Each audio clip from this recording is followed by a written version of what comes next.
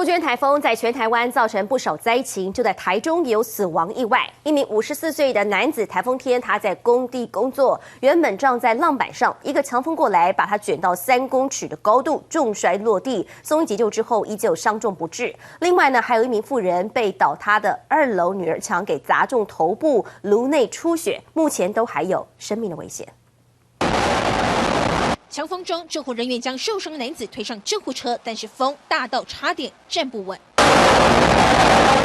救护人员替男子戴上氧气罩，一路施予 CPR， 抵达医院后急救，但是仍然伤重不治。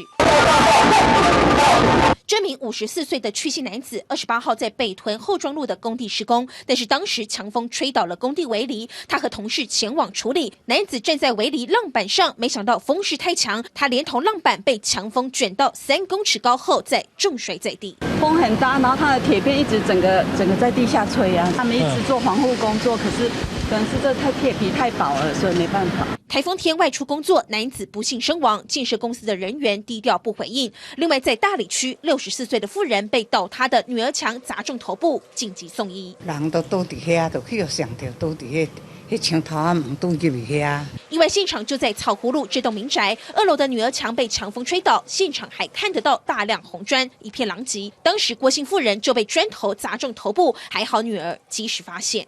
伊就是做风太胖出来在收物件。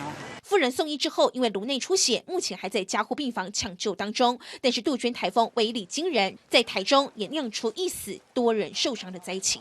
记者林俊宏、念辉台中报道。